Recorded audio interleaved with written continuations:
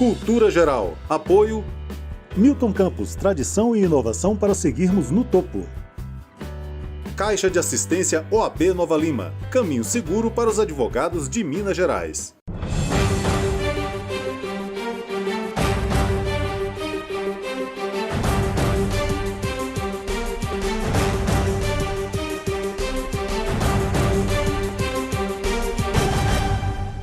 Olá, sejam todos muito bem-vindos ao Cultura Geral. É sempre um prazer fazer o Cultura Geral aqui na TV Banqueta e na Rádio Cultura de Curitiba. Hoje a gente vai tratar de um assunto super importante na sociedade brasileira, que é essa ideia do racismo estrutural, essa ideia massificada, construída, de preconceitos e dentro de uma sociedade escravocrata. Para conversar sobre esse assunto, né, sobre essa evolução que a gente precisa ter na sociedade brasileira, que a gente precisa pensar, reconhecer a população indígena, a população preta, a população como a detentora da construção nacional também, que tem a sua grande maioria da população preta e indígena, né, e que até hoje é massacrada com esse controle da subjetividade que a gente vive ao longo do tempo. Para conversar sobre isso, sobre esse assunto tão importante, nós estamos recebendo aqui o advogado, mestre, doutor Luciano Góes, que tem um título muito interessante no seu Instagram. Ele é um advogado abolicionista. E isso me chamou muita atenção, que nós estamos esperando a era da abolição ainda, que até hoje não chegou, né?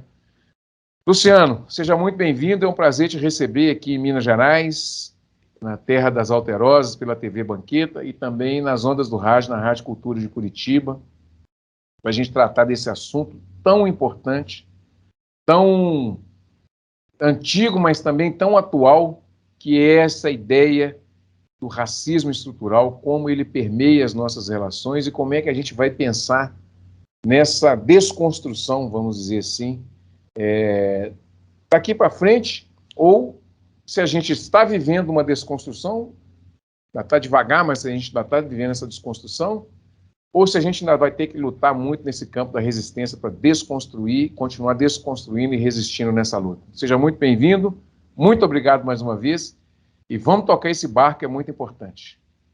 Olá, Edson, boa noite a todos, a todas e todos que estão conosco. É um prazer enorme estar aqui para discutir essas questões, né?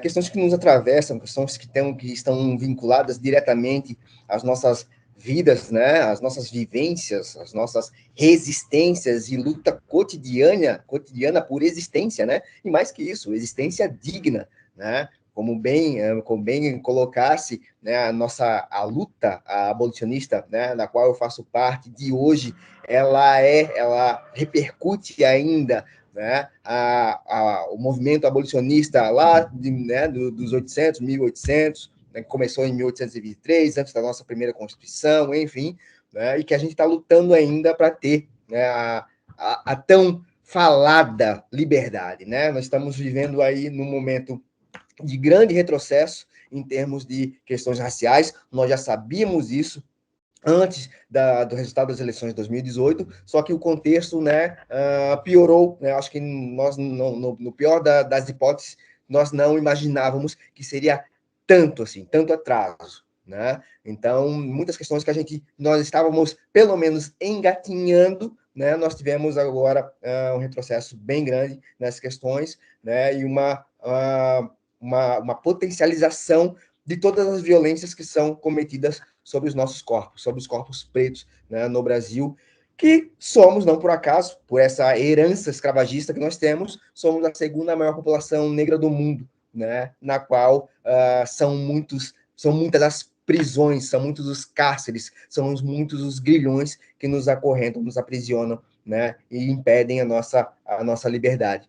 Então, contra tudo isso é que nós estamos lutando todos os dias. Luciano, uma pergunta que eu queria te fazer, lombrosiana, que traz essa ideia da criminologia cultural, a cultura da criminologia e eu falo muito isso aqui, quase 90% da população carcerária é preta, né? Nós temos 92% da população carcerária preta e pobre, então, quer dizer, os pretos é que são a maior população carcerária do Brasil, porque ela é pobre, está jogada ao léu às periferias, e a antropologia nos ensina por que essas pessoas foram jogadas para a periferia e continuam sendo jogadas para a periferia, tirada dos grandes centros, tirada dos centros de decisão, tirada ali do convívio social onde as elites estão e afastadas para as periferias, onde o Estado entra só com o estado de violência. Essa que é a realidade. Como é que a gente pensa e como é que a gente começa a discutir essa ideia da cultura da criminologia, inclusive, ou sobretudo, pela cor, né?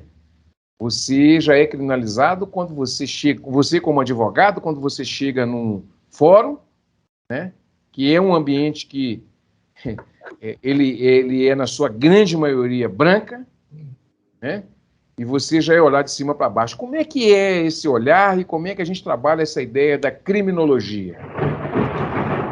Bom, Anderson, trabalhar com criminologia, né, em termos de Brasil, e não apenas em termos de Brasil, em termos de Ocidente, né, nós temos que partir da premissa básica, que é colocar a criminologia em seu devido lugar. Qual é o papel e como a criminologia foi fundada, foi criada?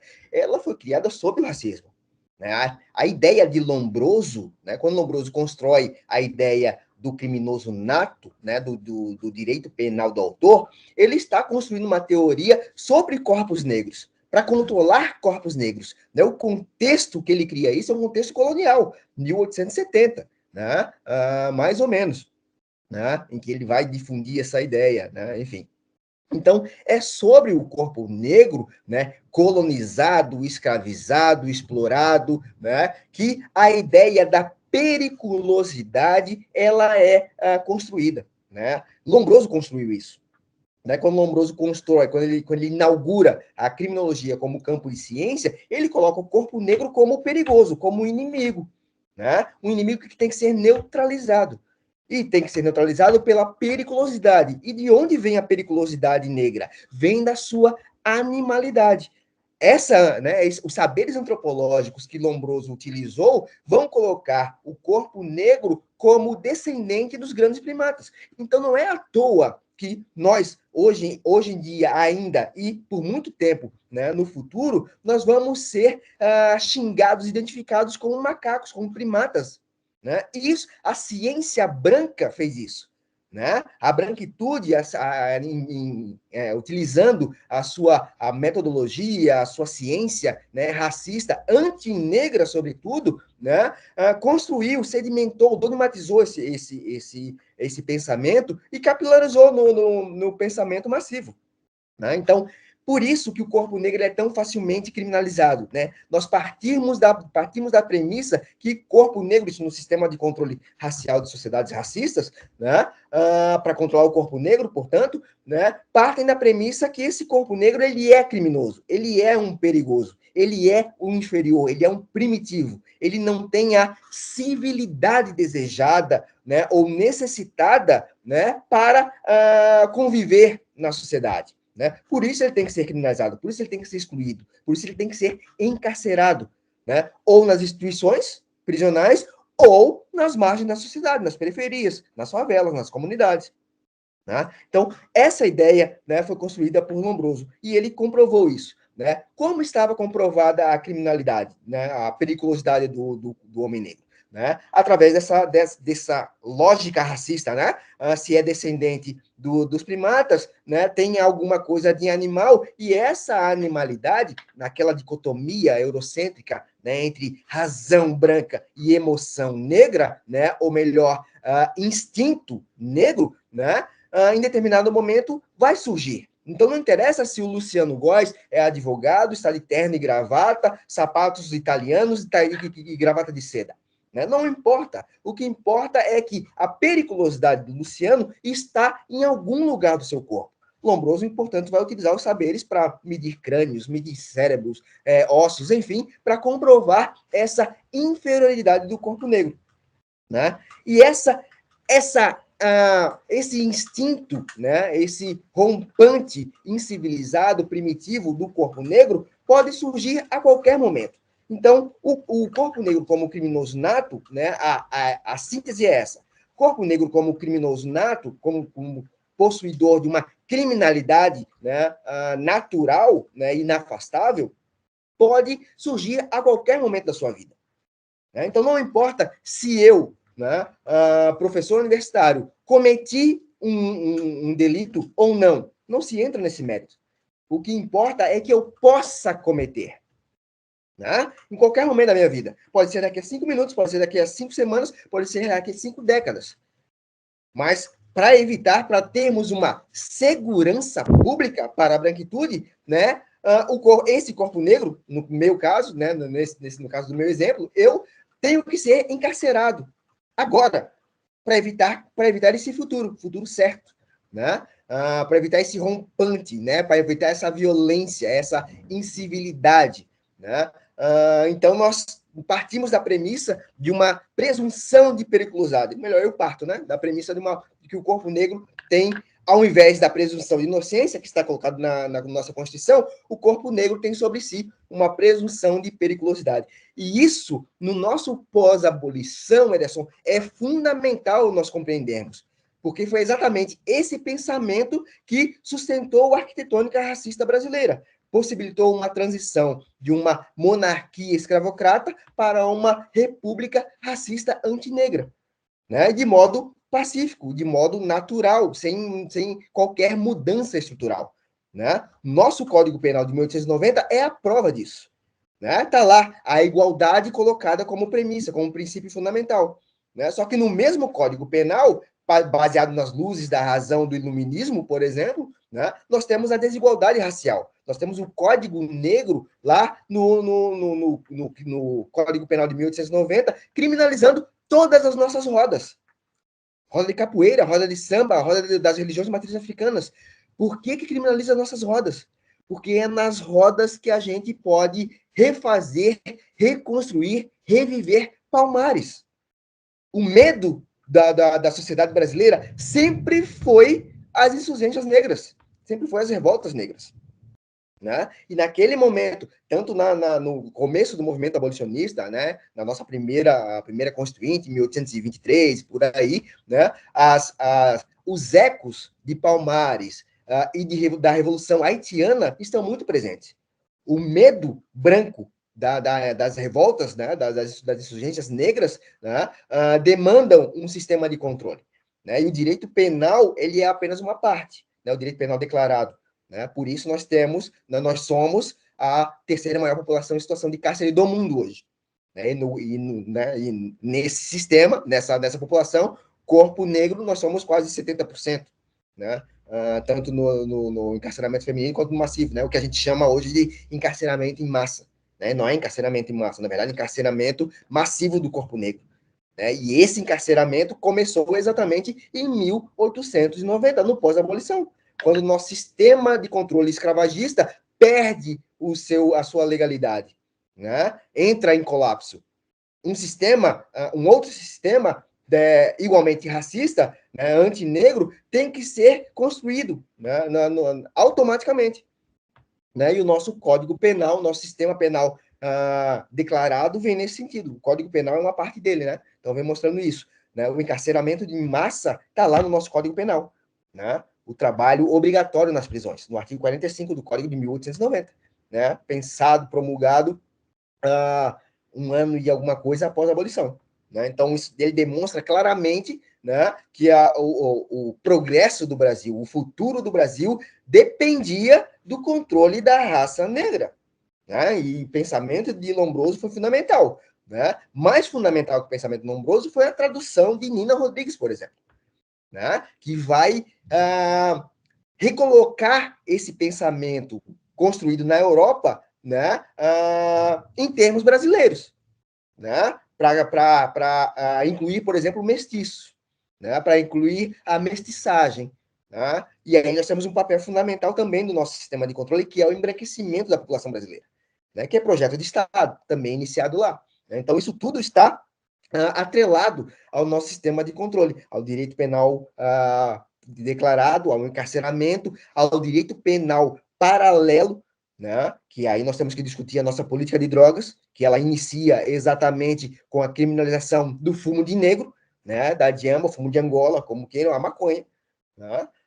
Foi lá, né, em 1820 também, começa, né, 1830, nós temos a primeira lei que criminaliza isso, né? Então, isso tudo está atrelado. Na nossa política de drogas, nós temos a pena de morte paralela, né? Paralela ao quê? À Constituição. Enquanto a Constituição veda a pena de morte, as nossas polícias nos matam todos os dias, sob suspeita. Suspeita de quê? De sermos perigosos. Que é quase uma certeza, né? Então, e aí, o Luciano pode ser facilmente confundido com o traficante. Facilmente. Não é o terno e gravata que vai eximir, né, o Luciano Góes de poder ser alvo, né, dessas atuações, né, o que a gente chama, né, mais comumente, em sentido mais amplo, de necropolítica, né, enfim, mas é uma outra discussão. Né? Não, é uma boa discussão. Não, mas porque vem atrelado, né, Ederson? Necropolítica, genocídio, semiocídio, altericídio, epistemicídio, todas as formas de nos matar, né, de nos exterminar, inclusive enquanto coletividade, ou melhor, sobretudo enquanto coletividade, é que compõe o nosso sistema de controle racial. Né? Porque a população negra no Brasil, que sempre foi a maioria, só é controlada, né, a partir do que ela pensa sobre ela mesma. Né? Então, a objetificação, né, a negação à identidade, o extermínio dos nossos laços, né, da nossa coletividade, a ruptura com a nossa ancestralidade, né, isso é fundamental. Né? A ideologia, né, cristã, o cristianismo, é fundamental para nós pensarmos isso. Né? Porque incutir no povo negro que ele tem que ser submisso, que ele tem que oferecer a outra face, que ele tem que perdoar, né, e seguir na sua fé para ter uma salvação, isso é despotencializar uma das maiores populações negras do mundo. Né? Por isso é fácil de nós explicarmos, pelo menos em parte, né, por que nós, no Brasil, né, que somos a maior parte da população brasileira, nós não conseguimos fazer o que a população negra nos Estados Unidos fez com George Floyd, a partir da morte, né, do homicídio de George Floyd, por exemplo. Né? Nós temos George Floyd todos os dias no Brasil, todos os dias. Né? Mas nós não conseguimos nos mobilizar, nós não conseguimos confrontar o Estado a esse ponto. Isso também é fruto da nossa política racial, né? A ideia da democracia racial também vem nesse sentido, né? De nós vivermos num país em que todos somos iguais, em que nós, negros, somos criminalizados, somos mortos, somos violentados, violados, né? Não temos acesso à educação, não temos garantia à vida, não temos educação, não temos saúde, enfim, mas somos controlados de outras formas. Né? E aí a gente consegue, né, ver como o nosso sistema de controle é um sucesso, né, absoluto, né, porque consegue controlar essa massa, consegue despolitizar, né, consegue evitar com que nós sejamos um movimento organizado coletivamente, né, e que demande as nossas pautas. Né? Então, isso tudo está atrelado, né, também ao direito penal, a ideia do criminoso, a ideia da justiça, dessa justiça representada pela deusa Têmis, uma mulher branca, né, apesar de ser mulher, é branca, enfim, né, vai mobilizando o epistemicídio, né, a morte, o extermínio dos nossos saberes, enfim, né, a nossa despolitização e despotencialização também. Então, são vários assuntos atrelados. Isso é fundamental. E eu queria aproveitar e perguntar como é que a gente pode construir um direito penal antirracista. Boa pergunta. Primeiro de tudo, um direito penal antirracista é, na verdade, um antidireito penal. Não existe a menor possibilidade, Ederson, de nós conseguirmos uma tutela para o povo, proteção para o povo negro, né, em termos de direito penal. nesse direito penal colocado. O direito penal, ele é sempre seletivo, sempre será seletivo. E não estou falando apenas do direito brasileiro, não. Qualquer direito penal no mundo, ele sempre será seletivo. Porque ele não vai conseguir cumprir a promessa de punir todos os atos ilegais. Né? Se nós pegarmos o nosso sistema, né, o nosso direito penal, ou os nossos direitos penais, como exemplo, né, nós temos, por baixo, né, 2.500 tipos penais, 2.500 crimes, por baixo. Se nós olharmos a nossa população encarcerada, né, nós vamos ter 7 crimes, basicamente, 8 crimes, no máximo. Né? Então, isso mostra como nosso sistema de justiça ele funciona seletivamente. Né? E o primeiro passo para essa seletividade é a raça. Então, a gente está falando de uma seletividade racial. É a polícia que seleciona primeiro. Né? Quem são os suspeitos? E aqui eu estou levando. Por isso que eu faço a separação entre direito penal paralelo e direito penal declarado. Né? Eu estou pensando aqui em direito penal declarado, desse que está, né, no Código Penal, na Constituição. Né? Porque se houve cometimento de crime, né, nós temos que ser encaminhados para a delegacia, tem que ter uma prisão em flagrante ou não, uma prisão preventiva ou não, mas tem que responder um processo, enfim. Né? No direito penal paralelo, não. Né? Nós temos, se é criminoso, pode ser sentenciado à morte, né? Enfim, aí é outra discussão. Né? Mas essa ideia da seletividade, né, ela é muito fácil de nós vermos quando a gente pensa em crimes raciais, injúria racial e racismo.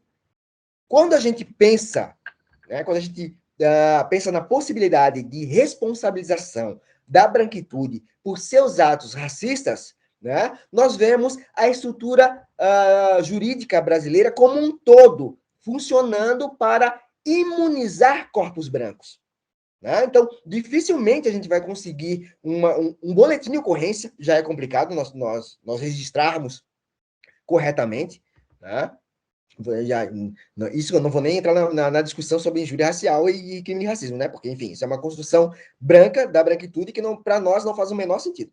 Né? Mas, vamos lá, considerar que há essa diferenciação. Né? Então, a gente não vai conseguir colocar, por mais que a ação, né, a ação racista esteja explicitamente, né, na Lei 7.716, que é a lei KO, né, a lei do crime de racismo, né, dificilmente a gente vai conseguir registrar como crime de racismo.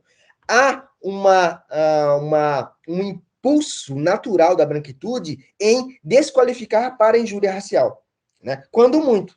Né? Eu, como advogado criminal, coordenando o projeto de extensão SOS Racismo, já tive várias oportunidades em que o boletim de ocorrência foi registrado, né? O crime racial, o crime de racismo, foi registrado pelo agente policial como fato atípico. Fato atípico quer dizer nada, então não aconteceu nada. Né? Mas vamos lá, quando é injúria racial, mesmo quando é injúria racial, há um entendimento de que é um crime de menor potencial ofensivo, e que não é. Né? E aí vai ser encaminhado para os juizados especiais criminais, né? Que aí tem audiência de conciliação, tem pagamento de cesta básica, enfim, tem uma série de ações, né, descriminalizantes, né, nesse sentido. Né? Quando a gente consegue, né, ultrapassar esses limites na delegacia, tem o Ministério Público, que não aceita denúncia. Né, ou aceita só em caso de exceção, né, porque aí quando a branquitude se vê, né, numa situação em que ela não pode sair sem deslegitimar o princípio da igualdade, né, de uma forma formal, explícita, ela tem que denunciar uma pessoa branca. Né? Então, esse caso é exceção. Né? Mas a maioria, os casos de racismo que acontecem todos os dias, né, no Brasil afora, não chegam na delegacia, não chegam ao Ministério Público. Né? E quando a gente ultrapassa as barreiras da delegacia, o Ministério Público não denuncia, ou pede arquivamento, né? Ou usa de artifícios para falar que não houve dolo, que não há vestígios de materialidade ou de autoria, ou que é uma invenção, que foi um mal-entendido. Enfim, são várias justificativas. E aí nós temos a outra fase, né? Que é a fase do judiciário, é a sentença. E aí nós temos sentenças absolutórias, na grande maioria, porque não houve dolo. Porque não foi isso que foi dito, porque não é essa a percepção, porque chamar alguém de negro não tem a carga pejorativa, né, que a vítima entendeu. Enfim, nós sabemos, né, quando a gente ouve, né, a palavra negro no sentido negativo e positivo. A gente sabe bem a diferença, né? Mas o judiciário não. E quando eu falo isso, olha só, eu estou falando de Santa Catarina, né? O judiciário mais branco do Brasil. Então, nós temos aqui, né, aqui a questão, né, é muito mais problemática, né? Por isso que não existe possibilidade, né, de nós pedirmos a tutela. Porque, para além do racismo individual, né, que é o que eu estou tratando, nós temos outros racismos. O racismo estrutural, o racismo institucional, que formam o poder judiciário como um todo, né? Não apenas o poder judicial, o sistema de justiça no Brasil como um todo. Nós temos o racismo ambiental, ou seja, né, o Brasil em si, como Estado, né, deveria ser responsabilizado por essas manifestações indiretas, mas ele não vai ser. Né? Então, como nós vamos acabar com o genocídio do povo negro, né, em que o Brasil é o responsável, o Estado brasileiro é o responsável, né, se nós não temos instrumentos jurídicos, nem o entendimento da branquitude que está lá sedimentada no Poder Judiciário para responsabilizar o Estado brasileiro. Né? Vamos pensar agora na pandemia. Né? Genocídio mais do que explícito. Né? Só que nós não temos um mínimo de respaldo do Poder Judiciário para uma responsabilização nesse sentido. Né? E quando a gente trata de racismo é a mesma coisa. Né? Essas questões vão passar ao largo das discussões. Né? Então, quando muito nós temos uma ou outra condenação pelo racismo direto, né? Pelo racismo individual. Né? Mas o racismo institucional dificilmente vai ser combatido. Né? Mesmo com cotas. Né? Porque a questão é mais ampla, é mais complexa. Né? Porque nós temos entendimento. Né? E aí nós temos o epistemicídio funcionando. Né? Todas as premissas do direito, né, do Brasil, elas são vindas, né, da Europa, por exemplo, ou dos Estados Unidos, mas de gente branca. Né? Nós não temos o pensamento negro estruturado sobre os saberes negros, saberes afrocentrados, para pensar um outro modelo de justiça. Né? Para pensar um direito antipunitivista. Né? Muito pelo contrário, essas questões são colocadas ao largo, né, das discussões, porque corpo negro não faz ciência.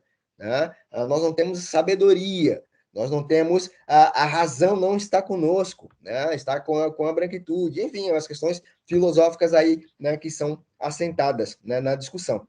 Né? Por isso, esse direito penal não vai dar proteção para a população negra. Né? Muito pelo contrário, o nosso direito penal é um direito penal antinegro, né? Como eu já falei aqui no pós-abolição, né? Na transição, como ele funcionou para manter a arquitetônica, né, racista brasileira intacta. Essa é a premissa básica do nosso direito penal. Né? É proteger a estrutura racial, a estrutura racista, não para proteger a população negra ou a população indígena. Né? Muito pelo contrário, é para proteger a população, a parte da população dominante, né? Que na verdade é a minoria. Né? Nós somos a maioria, eles seriam a minoria, mas nós não temos essa proteção. Né? Muito pelo contrário. Né? A morte, e aí nós estamos falando de necropolítica agora há pouco, né? A morte negra, ela não é apenas um direito dessa estrutura. Né? Ela é uma obrigatoriedade dessa estrutura.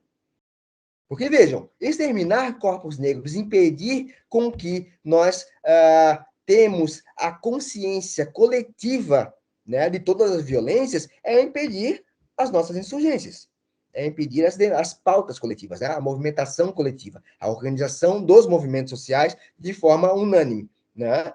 E isso é fundamental para manter a arquitetônica brasileira, né, a racista brasileira, né, a salvo, em segurança. Né? Por isso, a ideia de necropolítica ela só pode ser pensada, ou para mim, né, ela é melhor pensada a partir do que o próprio Atin Mbembe conceituou, a partir da ideia de fármaco, né, que é, né, uma palavra grega que pode ser veneno ou antídoto. Né? Se nós pensarmos no nosso contexto, na nossa história colonial, o corpo negro, né, ele foi a solução para o Brasil. Né? Sem corpo negro não haveria Brasil. Né? Aliás, não haveria Ocidente. Né? Então, né, começa por aí. Né? Foi a salvação para Portugal, né? Para colonizar as terras aqui descobertas, invadidas, saqueadas, né? Enfim. Né? Com a abolição, o corpo negro passa a ser o veneno, passa a ser o perigo, passa a ser a ameaça. Ameaça à ordem pública, ameaça aos espaços públicos onde ele não estava, né? Porque estava lá, na senzala, né? Trancafiado, né? Vigiado. Né? Quando nós ganhamos os espaços públicos, né? Nós demandamos do nosso sistema uma maior vigilância, uma maior fiscalização. Né? E aí nós temos a questão do elemento suspeito, né? Que a polícia aborda todos os dias corpos negros sobre essa ideia, sobre essa suspeição dessa ideia, né? Atrelada à periculosidade. Né? Então, esse direito, né? que está atrelado, que está estruturado sobre a necropolítica, né? Não vai proteger o povo negro brasileiro. Né? A nossa luta é para construir um outro modelo de justiça. Né? E uma justiça... Pode falar. Resistir. Né? E para a gente resistir, né? Aliás, não basta apenas resistir, né? Nós temos que existir. Né? Existir em termos plurais, né? Porque, né, nós somos seres pluriversais. Né? Então, nós temos que criar um sistema de justiça que dê conta desse pluralismo. Né? Pluralismo jurídico não é nada novo. Nós temos, né, na América Latina há muito tempo. Né? A Bolívia, por exemplo, tem na sua Constituição, né, a questão do pluralismo. Né? São os povos indígenas colocando o sistema de justiça deles, por exemplo. Né? No Brasil, nós não temos. Nosso sistema de justiça é um sistema de justiça branco e monocromático. Né? Tanto em termos de presença física, como em termos de saberes, de epistemes. Né? O direito nasce na Grécia, o direito nasce em Roma, a fonte da democracia é grega, é romana. Nada dos saberes africanos, né, ou de matriz africana são apontados, ou dos saberes indígenas. Né? Como se nós não tivéssemos pensamento jurídico. E essa é a história que nos contam. Né? A juridicidade negra não é pautada nesse sistema. Ou nas academias, né, nas faculdades, nas universidades. Né? Ou seja, essas instituições, né, a nossa educação, uma educação não apenas branqueante, né, que pauta no nosso branqueamento, né, para nós pensarmos como pessoas brancas, a partir dessa igualdade, né, numa igualdade formal que está assentada na desigualdade racial. Né? O princípio da desigualdade racial é fundamental para a gente pensar a nossa conjuntura. Né? Mas nenhum desses saberes está na academia. Né? A gente não forma o povo negro para pensar como povo negro. Exatamente. Né? Então, e aí é muito fácil de controlar, né? Deixa eu só fazer o primeiro intervalo. Nós esticamos bem o primeiro bloco, vamos fazer o primeiro intervalo aqui, com essa conversa super bacana com o professor Luiz Góes. A gente está conversando aqui sobre essa existência negra, né, na face da Terra, na América Latina. Pensar tudo isso é muito importante. A gente vai para esse intervalo agora e a gente volta no segundo, já vou adiantar aqui, a gente vai falar dos intelectuais negros e a gente precisa também colocar essas conversas na roda. Um minutinho só, nós estaremos de volta aqui na TV Banquete, na Rádio Cultura de Curitiba, conversando com o professor Luiz Góes, doutor, mestre em Direito, e a gente está falando sobre essa ideia de apagamento da história africana, né? Então, isso é um projeto contínuo, não saia daí, é um minuto só, nós estaremos de volta aqui na TV Banquete e na Rádio Cultura de Curitiba com essa entrevista maravilhosa.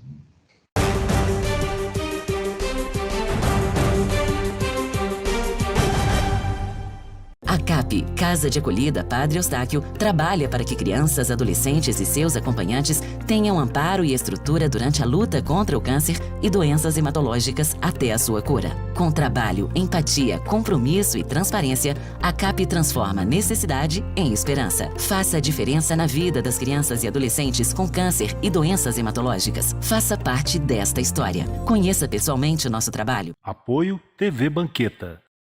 Todos os dias, milhares de pacientes de Nova Lima, Raposo e Rio Acima procuram o Hospital Nossa Senhora de Lourdes para receber atendimento, sendo que 80% deste atendimento é pelo SUS.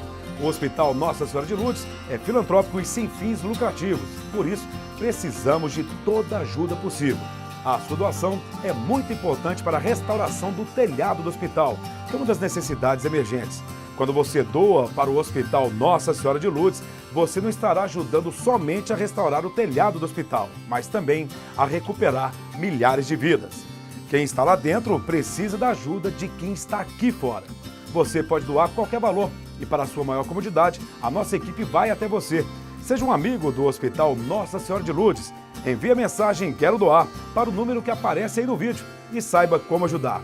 Hospital Nossa Senhora de Lourdes. Humanidade, carinho e atenção à vida. Apoio TV Banqueta.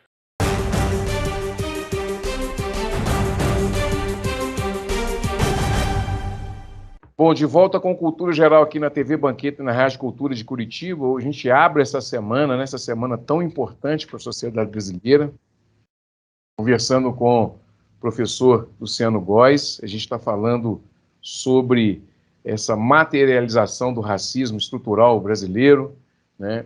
Também dessa estrutura capitalista que toma conta da nossa subjetividade e usam e abusam dos corpos negros, depois descartam como se fosse qualquer coisa, né? Tanto nas novas senzalas que são as cadeias, como também nos cemitérios e agora também assolados pela pandemia, né?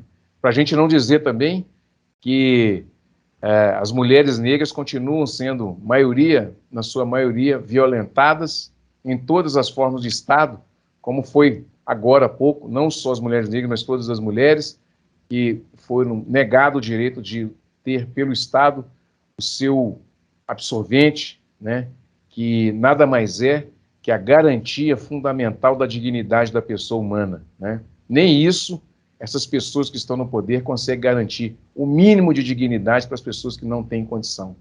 Então, a gente não poderia passar batido nessa entrevista e deixar de falar isso, né?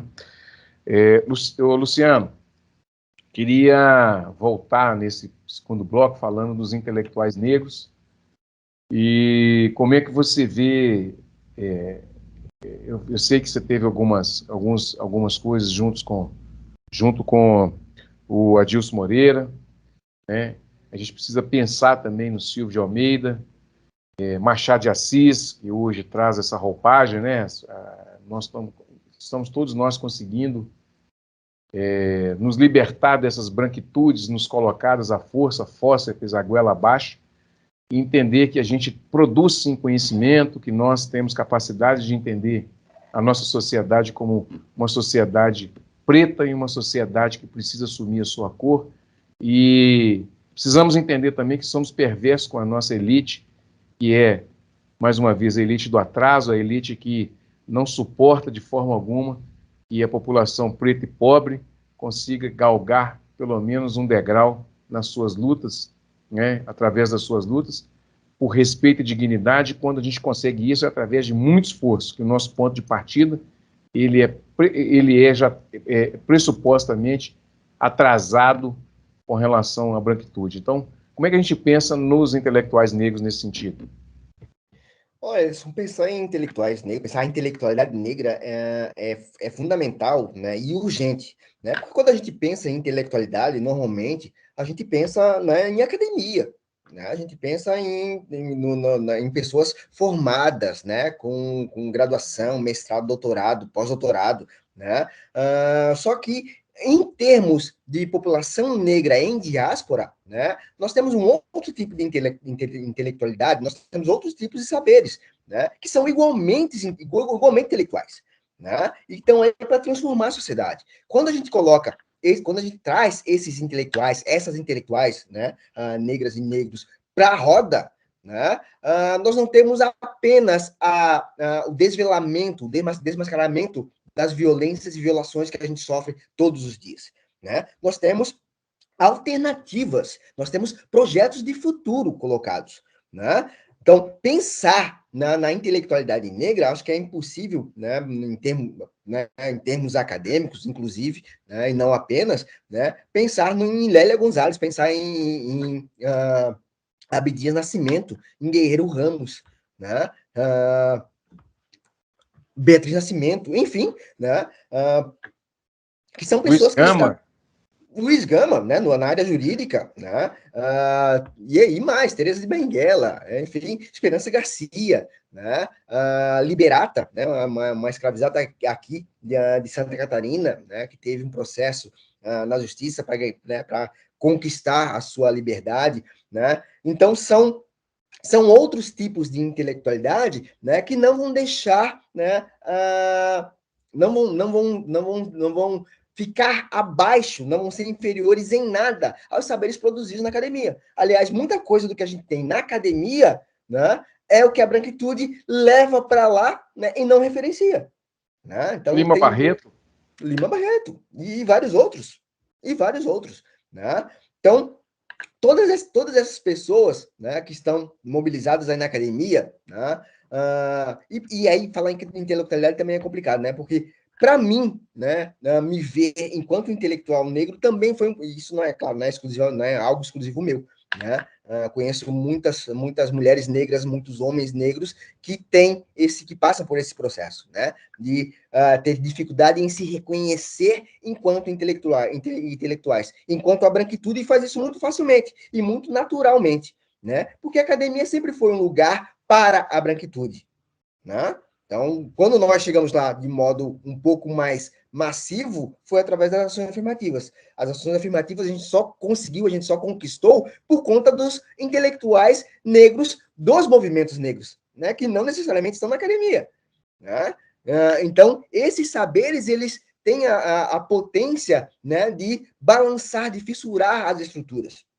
Né? E possibilitar a nossa entrada, né, nesses espaços. E quando a gente entra nesses espaços, a gente tem a obrigação de recontar a história, de refazer os passos, né, para mostrar como a história não aconteceu do jeito que é contada. Né? No mundo jurídico, isso é muito fácil de nós vermos.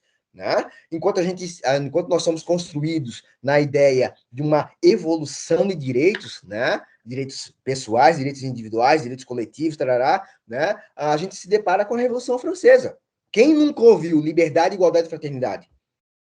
Né? Só que naquele mesmo momento, né, os escravizados franceses na colônia de São Tomé e faziam a mesma coisa, gritavam a mesma coisa, bradavam a mesma coisa. Né? Qual foi a resposta de França? Né? Não foi igualdade, não foi liberdade e muito menos fraternidade.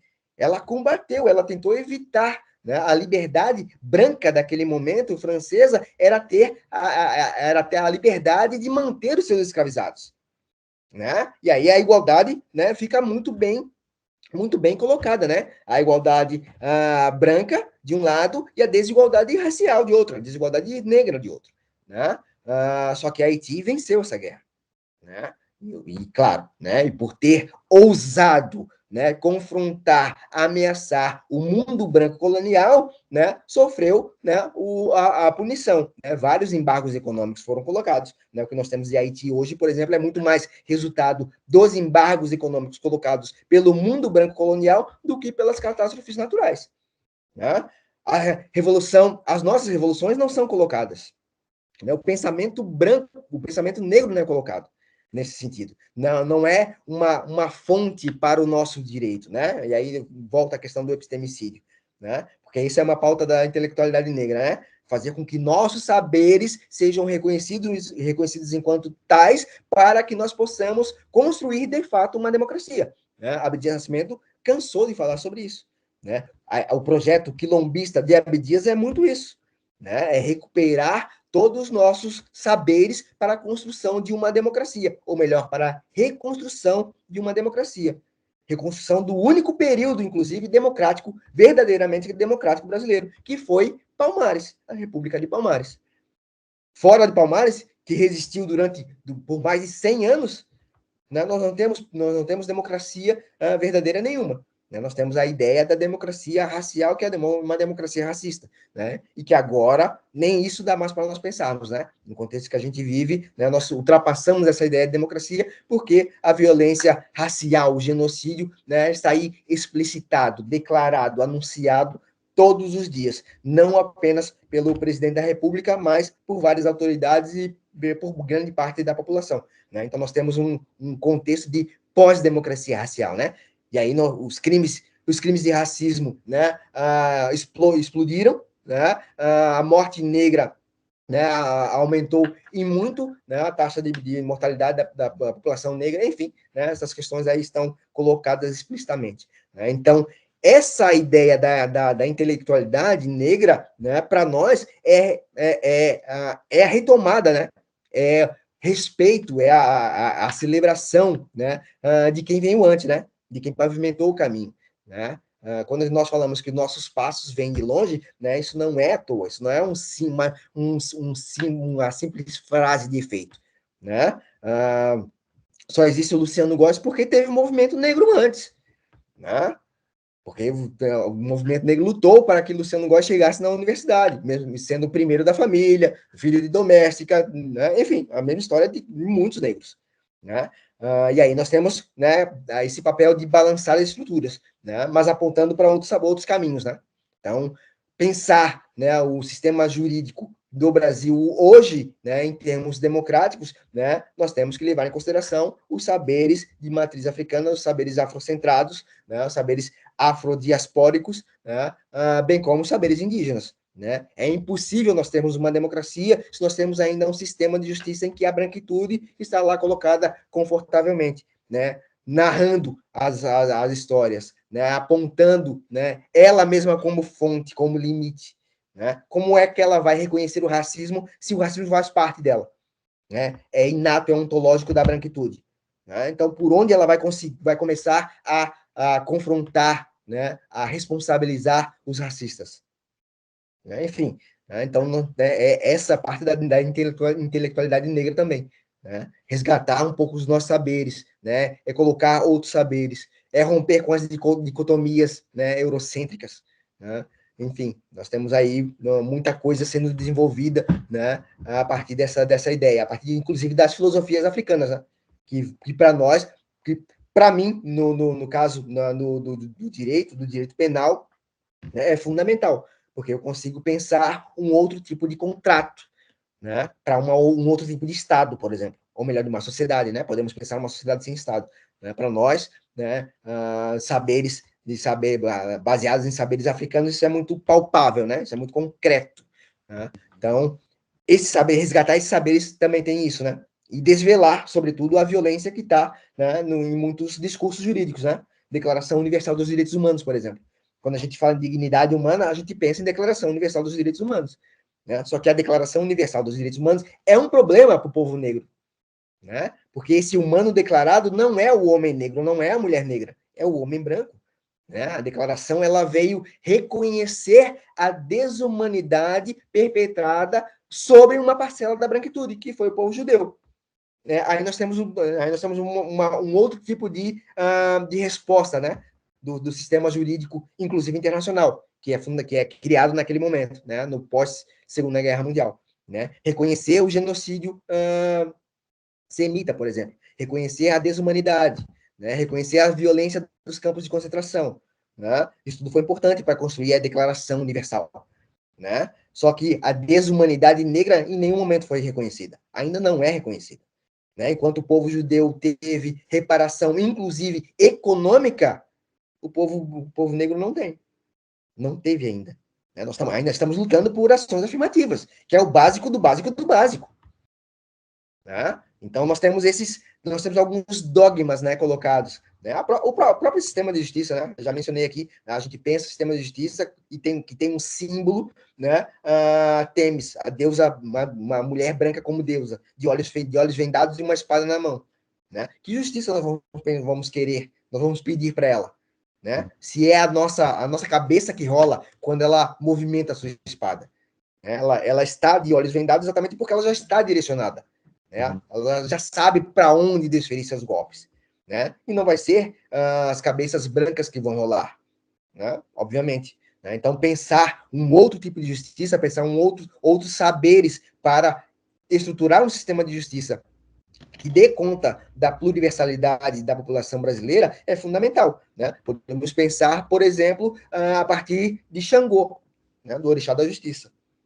É muito mais concreto, é muito mais eficaz, né, e verdadeiro pensar uma justiça a partir de Xangô do que com Temis, né, que é consolidada a partir do epistemicídio, para dizer o mínimo, né, ou de Oiá, né, de Yansan. A doutora Lívia Santana Vaz, promotora da Bahia, né, promotora de justiça da Bahia, trabalha muito essa ideia. Né, inclusive, ela vai lançar um livro, né, agora, chamado A Justiça é uma Mulher Negra, né, para falar dessas questões.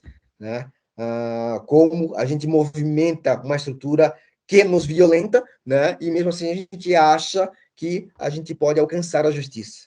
Né? Enfim, essas bases também têm que ser movimentadas. Né?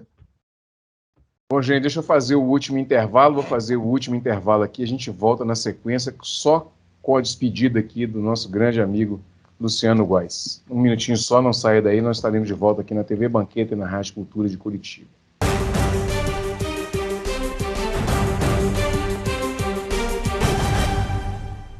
Fundado em 1980, o Hospital Nossa Senhora de Lourdes é filantrópico e sem fins lucrativos e hoje atende a mais de 110 mil habitantes de Nova Lima, Raposos e Rio Acima. O Hospital Nossa Senhora de Lourdes, eu me sinto como se eu estivesse em casa. Só tenho que agradecer, sou muito bem tratada. Aqui eu tenho eles como se fosse a minha família. O Hospital Nossa Senhora de Lourdes é o único da região responsável pelo atendimento aos usuários do SUS, nos casos clínicos e cirúrgicos de média complexidade. Possui pronto atendimento adulto e pediátrico com funcionamento 24 horas, contando com plantonistas da pediatria, clínica médica, cirurgia, ortopedia, obstetrícia e anestesiologia. E ainda conta com serviço de hemodiálise e um centro de tratamento intensivo. Hospital Nossa Senhora de Lourdes, humanidade, carinho e atenção à vida.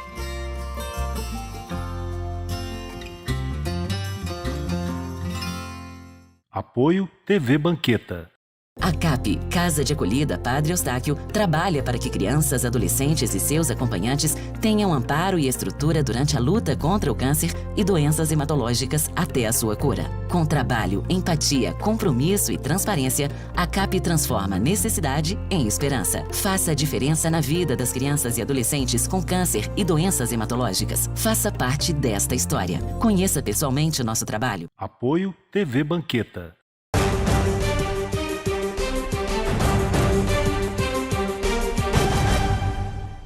Bom, de volta com Cultura Geral agora na parte final. Professor Luciano, o que a gente pode deixar de recado para a população negra para a gente encerrar esse programa? Bom, esse é um recado para a população negra, né? Um recado direto, né? Para irmãos, enfim, né? Nossos ancestrais, nossa ancestralidade, né? É pedir muito mais do que resistência, né? Enfim, nós temos várias demandas, muitas demandas, e demandas urgentes, né? Demandas para ontem. Né, quando a gente fala em sistema de justiça, né, quando eu falo em abolicionismo penal, por exemplo, né, um abolicionismo penal quilombista, eu não estou apenas lutando, né, contra as prisões, né, estou lutando para a sobrevivência do nosso povo. E não apenas sobrevivência, né, uma vivência, apontando projeto, porque nós temos projeto de futuro, nós temos projeto de nação, nós temos projeto de sociedade, nós temos projeto de ser humano, porque o ser humano pensado nos parâmetros da branquitude eurocêntrica, né, é um ser falido. Né? Vamos pensar o planeta no estágio em que se encontra. Né? A humanidade não tem futuro se nós continuarmos a pensar nas premissas eurocentrais. Né? Nas premissas individualistas, meritocráticas, igualitárias, que não passam, né, pensando aqui a igualdade, né, que não passa de discurso narrativo, né, de discurso bonito para embelezar, para fazer efeito, enfim. Na verdade, a gente sabe que não funciona assim. Né? Então, mobilizar os nossos saberes, né, pensar a partir dos nossos saberes, pensar a partir da filosofia Ubuntu é fundamental para a gente se construir enquanto povo negro, para a gente constituir a nossa negritude em termos coletivos, né? Para resgatar a nossa potência, né? Porque nós somos a segunda maior população negra do mundo. É impossível que nós continuemos sendo dominados tão facilmente, sem uma resposta eficaz e efetiva. Né? Então, nós temos que nos mobilizar no campo político, no campo jurídico, no campo da cultura, no campo das artes, onde quer que nós estejamos, porque também não é plausível, né, Ederson, nós pensarmos apenas em termos de representatividade.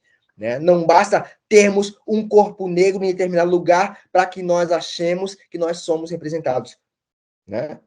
A Fundação Palmares está aí. A gente está vendo o que acontece, né? Enfim, a gente já sabe, né? A gente já sabe disso, né? O Capitão do Mato não é uma figura nova para a gente, né? Então, nós temos que chegar em lugares para mobilizar os nossos saberes, para puxar os nossos irmãos, puxar as nossas irmãs, potencializar, proteger as nossas irmãs, né? Essa ideia, né, do veto, né, do presidente, né, afeta diretamente a população negra, óbvio, as mulheres negras, né, as adolescentes negras, né?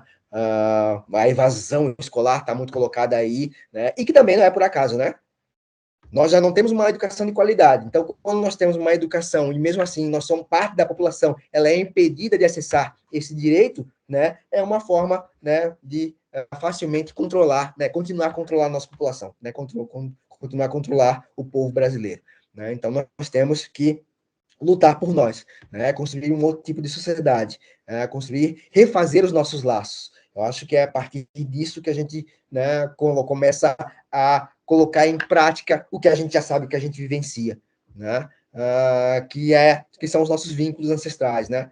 O compartilhamento das dores ancestrais está aí, né? Os saberes também estão colocados, né? Então, nós temos com toda a possibilidade do mundo, né? Tanto em saber quanto em poder, né, para construir um outro tipo de sociedade, uma sociedade realmente democrática, né, uma sociedade onde a democracia seja pluriversal, né, onde não exclua ninguém, né, e essa não outrificação, né, essa impossibilidade de construir outros na sociedade também é uma característica nossa, né? A gente herda isso, né, de África, inclusive com o matriarcado, né? O matriarcado também para a gente não é problema nenhum, né? Então, até nisso nós estamos à frente, né? Os nossos saberes, eles nos propiciam um outro tipo de postura em relação às pessoas, né, à sociedade e também ao mundo em que vivemos, né? Em termos de proteção da natureza.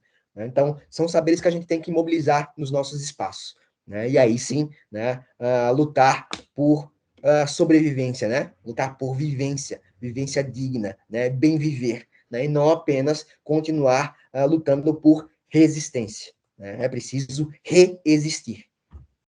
Maravilha. Luciano, muito obrigado pelo carinho. Adorei demais o programa passou assim uma hora rapidaço, né? Não é?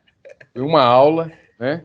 Mas essa aula de simplicidade, né? E isso é muito importante para que a gente faça chegar nas populações todas essa energia e essa vontade que a gente tem na raiz que a gente carrega no peito, na alma, no conhecimento, que é essa resistência negra. Muito obrigado, viu? Eu que agradeço, foi um prazer, né? Foi um prazer, espero ter contribuído com as discussões, enfim, né? E fico à disposição, né? Sempre. A nossa luta não é uma luta individual, né? A nossa luta sempre é coletiva. Aliás, nós só existimos porque nós somos coletivos, né? Exatamente. Isso é Ubuntu, meu querido. Isso é Ubuntu. A gente vive Ubuntu. Muito bem. Gente, ofereço esse programa aqui ao meu grande amigo, Padre Júlio Lancelotti, lá de São Paulo, a minha tia do terreiro de Umbanda e meu saudoso pai, ex-capitão regente da Guarda de Congado aqui da minha cidade, viu, Luciano? E em nome dessas pessoas é que eu ofereço essa grande pauta e essa grande solidariedade nossa, né? Axé, saravá a todos, um grande abraço e até amanhã, se Deus quiser, com mais uma pauta especial aqui no Cultura Geral.